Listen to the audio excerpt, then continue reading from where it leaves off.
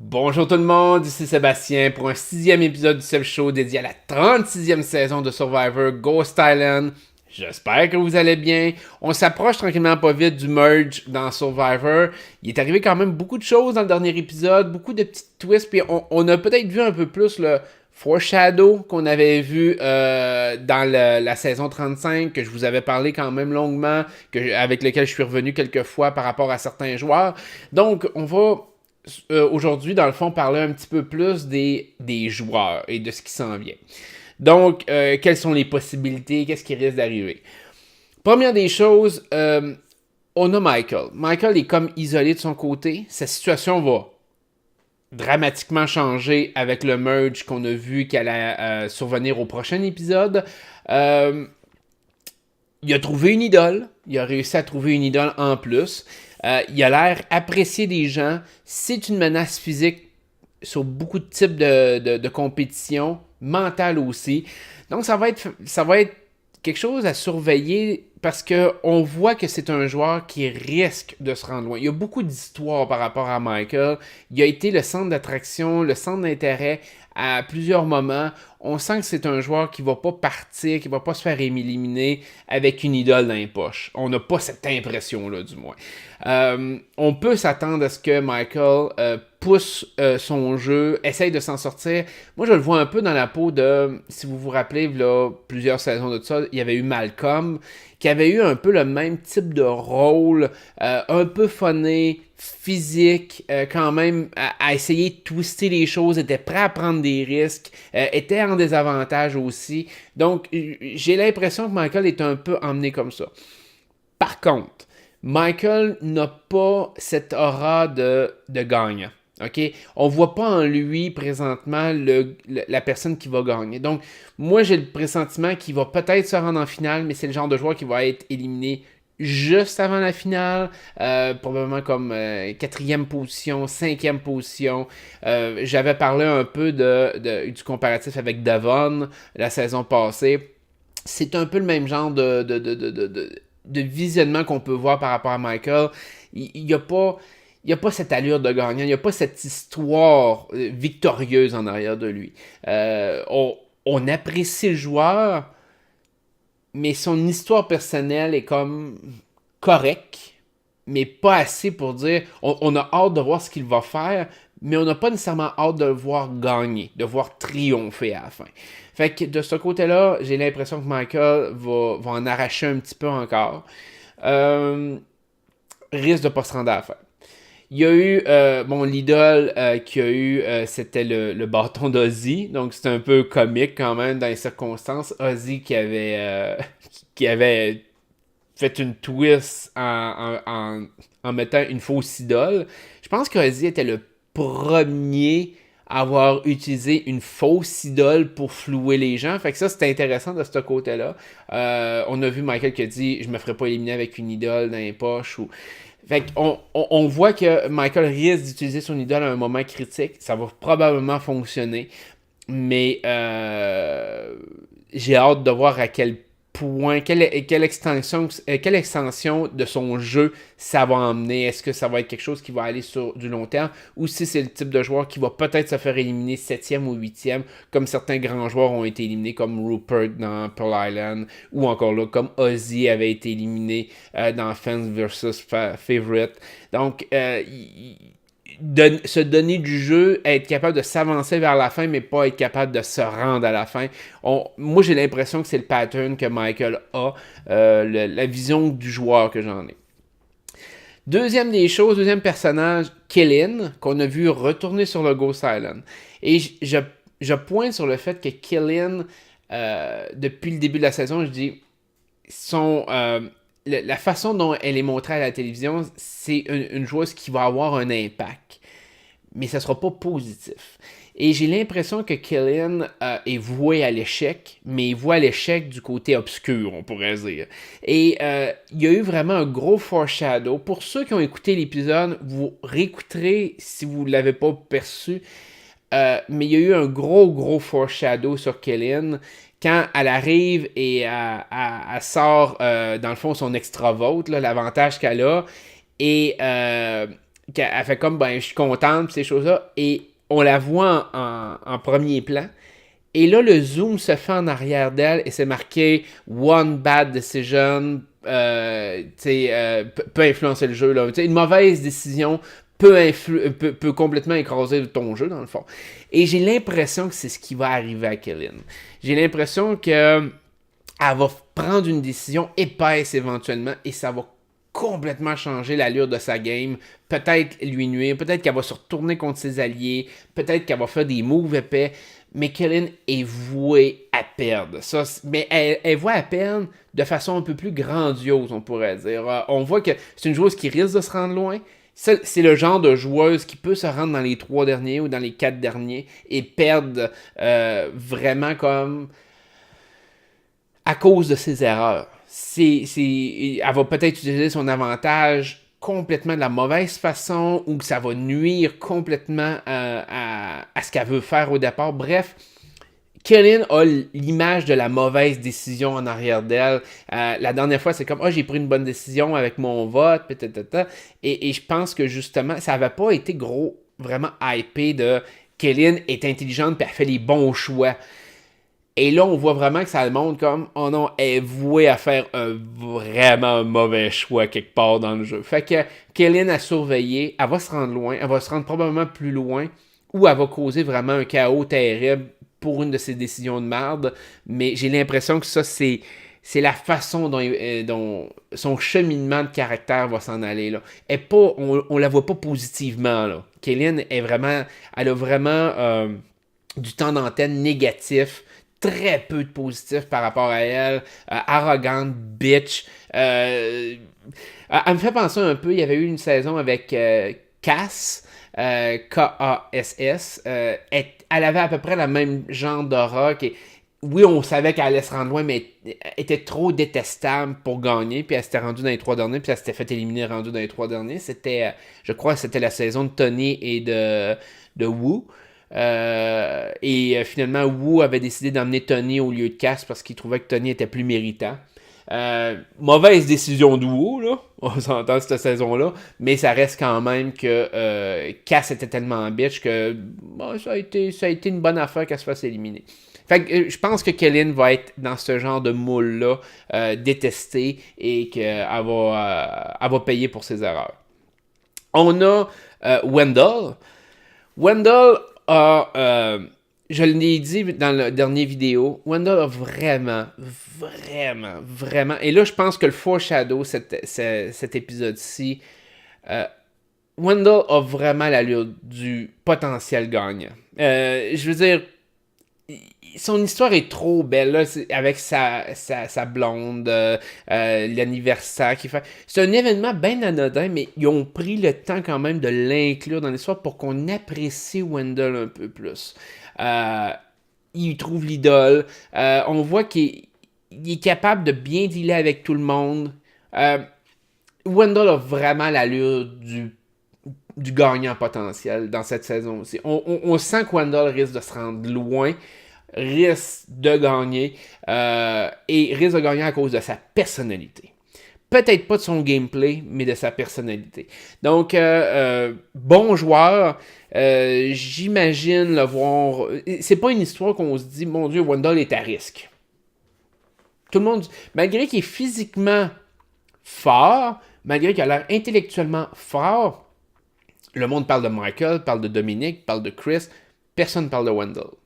Fait que ça donne cette image-là de dire le joueur, il peut très bien se rendre très loin parce que il y a vraiment du positif sur lui depuis le début de la saison. Pas de négatif du tout qui a accroché dessus. Fait que patient, intelligent dans la façon qu'il gère les autres. C'est le genre de joueur qui peut potentiellement partir avec le titre et le Grand Prix à la fin. Bon. Là, on va parler évidemment du gros blindside. Est-ce que ça a été totalement un gros blindside? Ça dépend toujours de la vision qu'on en a. On voyait s'en venir, mais je vous l'avais dit dans la dernière vidéo, Dominic est voué à éliminer les joueurs qui nous font chier. Dominic a vraiment cette personnalité que on le sent que ce joueur-là, c'est le justicier. Ça va être le héros de la saison. C'est le gars qui va planter le monde un par un, qui nous font chier depuis le début de la saison. Fait on a vu vraiment Dominique se revirer de bord, puis blindsider Bradley. Bradley qui était détesté, là, on s'entend, là, le gars il était pas aimé ni dans le jeu, ni à l'extérieur du jeu, là, sa cote de popularité devait pas être haute. Fait que de voir Dominique se charger, parce que oui, on s'entend que sa partenaire, puis là son nom m'échappe malheureusement, mais elle a aussi voté contre Bradley, mais on voit que Dominique avait la décision finale. En tout cas, du moins, c'est comment ils nous l'ont présenté, que c'était Dominique qui était lui qui prenait le choix de on élimine Libby ou on élimine Bradley. Et Dominique a pris le choix de on élimine Bradley. Puis, dans le fond, il se met à risque, là. Quand je vous parlais que Dominique est le genre de joueur qui va prendre ce genre de risque-là, c'est exactement de ça que je parlais, parce que là, il se retrouve dans une tribu où là, il était 2 contre 2. On le sait maintenant que le merge va être prochain épisode, donc il n'y a plus de tribus. Les tribus cessent d'exister. Mais on s'entend que sur le coup, il pouvait se mettre dans une situation où il pouvait tomber 2 contre 2 avec les anciens Malolo. Fait que ça le mettait en danger potentiel. Il l'a fait pareil. Il s'en est foutu. J'élimine Bradley parce qu'il me tape ses nerfs, parce que c'est un mange-marde. Fait que ça donne une bonne vision du joueur. C'est le type de joueur qui va se rendre loin et qui va provoquer de la merde. Dominique, on le sent tout de suite que c'est le genre de joueur qui va prendre le risque de « Ok, je joue une idole sur un coup de tête, puis quand j'élimine quelqu'un qui me fait chier ou quelque chose qui peut m'avantager. » Par contre, c'est le genre de joueur que potentiellement ne pourra peut-être pas gagner à la fin. Et c'est ça un peu l'enjeu ici. C'est que Dominique, c'est un peu... On peut, puis là je le compare vaguement, non? Je veux pas que ça soit une vraie comparaison, mais un peu comme Russell Hantz. Que Russell Hantz, c'était le gars qui prenait tous les risques, qui faisait tous les mots, mais qui perdait tout le temps à la fin. Pourquoi? Parce que le monde était frustré contre lui, parce que le monde était en tabarnak. Par contre, il était réinvité à faire Survivor après parce que le gars provoquait, le gars allait au-devant des problèmes. Puis Dominique, c'est ce genre de personnalité, le gars qui va combattre puis qui va essayer de se rendre plus loin, peu importe ce que ça va écouter, peu importe les risques que ça prend, qui va switcher, qui va essayer des choses. Donc, Dominique est voué à éliminer les arrogants, je pense, des Naviti. Je pense que son histoire, il est voué à éliminer tous les joueurs qui soit l'ont fait chier, soit qui sont des arrogants, des bitches ou n'importe quoi. Et je pense que la façon dont il monte le prochain épisode, le merge, démontre très bien ce point-là. Parce que moi, j'ai cette impression-là que là, Dominique va arriver au merge. Et là, les Naviti vont tous se revirer contre lui. Là, ils vont essayer de magouiller. Je dis pas que toutes les Naviti vont être de ce côté-là. Et là, toute l'histoire qui a été embriquée depuis le début de la saison va probablement prendre place. Là, on va voir vraiment comment ça s'embrique. Et en mon sens, de ma perception, ce qui va arriver, c'est que Dominique va switcher. Dominique va faire comme quand fuck les Naviti, soit qu'il va jouer des idoles, ou soit que là, l'alliance que je commence à percevoir de dire c'est possible, c'est que là, Dominique va retrouver Wendell, qui est un allié à lui, va retrouver, il a jamais joué avec, mais il va être avec Michael qui était en désavantage numérique, il va se retrouver avec certains Malolo qui eux aussi ont mangé de la merde avec les anciens Naviti. Et là, Dominique va mener la charge. Là, il va mener la charge contre probablement Chris. J'ai l'impression que ce ne sera pas Chris qui va se faire éliminer au merge. J'ai l'impression que le pivot central de toute l'histoire qu'on a vécue, c'est que Dominique va attaquer Angela en premier. Parce que attaquer Chris, Dominique va savoir que s'il attaque Chris en premier, qu'il vote contre Chris peut potentiellement avoir une idole entre les mains. Là. Chris va le savoir que Dominique va aller à fond de train contre lui. Et Chris va aller contre Dominique. Il va être sûr de planter Dominique. Soit que Dominique va jouer une idole, soit que Dominique va avoir le vote. Mais je ne peux pas concevoir que Chris va avoir le dessus sur ce combat-là. Et Dominique, lui, va être plus intelligent que Chris dans cette vision-là. Et je pense que Dominique va s'en prendre directement à Angela, parce qu'Angela se doutera pas qu'elle va se faire blindsider. Le premier blindside de Dominic sur Angela n'a pas fonctionné. Ça l'a amené l'élimination de Morgan. Il va reprendre le dessus. Il va savoir qu'Angela est du bord comment je pourrais dire ça, de Chris. Là, il va parler à Michael comme de quoi que Angela a trahi James. Et là, tout va s'embriquer ensemble. Moi, c'est ma perception. Du moins, c'est comme ça que je le verrais arriver. Et qu'est-ce qui va arriver? Dominic va mettre tout le vote qu'il va avoir de son bord contre Angela. Soit avec une idole, soit avec une majorité. Angela va se faire clencher et là, Chris va tomber en désavantage numérique et là, Chris va se battre pour sa vie. Là, à ce moment-là, Chris a quand même eu beaucoup de temps d'antenne, a beaucoup d'arrogance, tout. Et là, moi, je verrais fort bien Chris gagner des immunités. 1, 2, 3 peut-être, se sauver le cul à quelques occasions pour éventuellement, je pourrais dire, rencontrer son destin et se faire éliminer. Chris, je le vois pas en finale.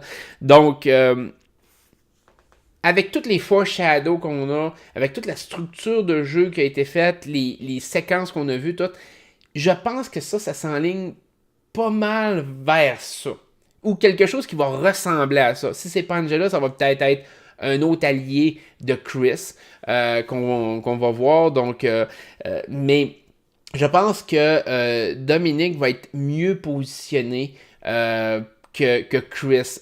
On nous laisse supposer que Dominic va être en désavantage, mais il ne faut pas oublier que Dominic va avoir 2 idoles dans ses poches. Une qu'il ne peut pas utiliser tout le temps, mais une autre qu'il peut utiliser quand il veut. Il va probablement être proche de Wendell, qui a une immunité dans ses poches. Et il va être fort probablement proche de Michael, qui a une idole en poche. Si les trois se tiennent ensemble, présentement, ils ont 5 idoles ensemble. 4 idoles ensemble. À 4 idoles, là, tu commences à avoir du pouvoir pas mal. Puis, je veux dire, là, ça veut pas dire qu'il y aura pas d'autres twists qui vont lui apporter des idoles ou d'autres choses pour les avantager. Fait que les alliances, si alliance se concrétise, ça peut devenir ultra puissant. Est-ce que c'est ça qui va arriver? Moi, je pense que Michael va être du genre à vouloir switcher avec n'importe qui va l'aider. Puis on l'a vu un peu, il essaie de se sauver le cul. Lui, il va vote par vote. Fait que de switcher côté Dominic, ça peut être avantageux pour lui parce qu'il sait fort bien que de switcher du bord de Chris Angela, ça sera pas avantageux pour lui à long terme. C'est une menace pour tous les autres. Dominic, il a l'air à s'en foutre. Il garde Wendell. Wendell qui peut être une très grosse menace. Dominic n'a pas la même vision du jeu que les autres joueurs de Navity. Dominic s'en fout de garder un Malolo, Navity, peu importe. Lui, c'est comme je me bats jusqu'à la fin. Fait que moi, j'ai l'impression vraiment que c'est comme ça que ça va s'enligner pour le reste de la saison. On va voir l'extermination de plusieurs Navity se faire. Probablement, bon, on a comme des personnes comme Libby qui risquent de se faire éliminer en milieu de jeu. Sebastian, même affaire, un joueur de milieu de plateau. Puis là, ben, ça va jouer sur certains Malolo qui vont rester à la fin. Peut-être certains Navity. Mais c'est sûr que je vois Wendell, Dominic en finale. Sur eux autres, c'est quasiment des... Je suis presque certain que c'est des show-in. Tu peux avoir une autre joueuse comme Lauren qui va peut-être se rendre loin. Ça va être de voir rendu là, c'est qui se joint à ce groupe-là et c'est avec qui les alliances se font. Donathan, malgré toute la sympathie qu'il peut attirer, malgré qu'il a l'air d'un bon gars, l'histoire est pas centrée sur lui du tout. On voit certaines séquences, mais pas assez. Donathan est un joueur peut-être qui va se rendre proche de la finale, 5e position, comme il y avait eu avec Mike l'année passée, dernière saison, mais c'est pas un joueur qui va se rendre en finale. Je peux pas malheureusement, je l'imagine pas. Ça va être un genre de une petite tape dans le dos, puis il va comme hey, t'as bien fait, bonne job, regarde, tu t'es rendu en 5e position, c'est beau, regarde, retourne chez vous. Ça va être à peu près ça pour Donathan. Fait que, mais deux des trios, deux des personnages de tête, c'est vraiment Dominic Wendell. Ça, je suis pas mal convaincu de ma shot. Fait que, mais on va voir ce qui va arriver. Peut-être que je vais être surpris, mais j'avais callé le fait que Bradley allait se faire éliminer prochainement, que c'était pas le genre de personnalité qui allait survivre longtemps, que ça allait probablement être Dominic qui allait sceller le destin de Bradley. C'est ce qui est arrivé. Puis je pense qu'on va s'aligner vraiment vers ça. Dominic va se claquer un par un. Peut-être pas toutes. Peut-être que Michael va éliminer certains joueurs, mais je pense vraiment que Michael et Dominic sont destinés à éliminer les arrogants des Naviti, ceux qui nous ont fait chier depuis le début de la saison. C'est leur rôle, c'est la façon que le jeu est joué. Puis je pense que Wendell va être là, puis il va y aller avec eux autres. Puis et il va y aller de façon positive, mais il va quand même blindsider les autres joueurs. Fait que je pense que ça fait le tour de cet épisode-ci de Survivor. J'espère que vous avez aimé ça. Prenez soin de vous autres, passez une belle journée, puis je vous reviens avec un autre épisode du Seb Show sur Survivor la semaine prochaine, après l'épisode de mercredi. Bye bye.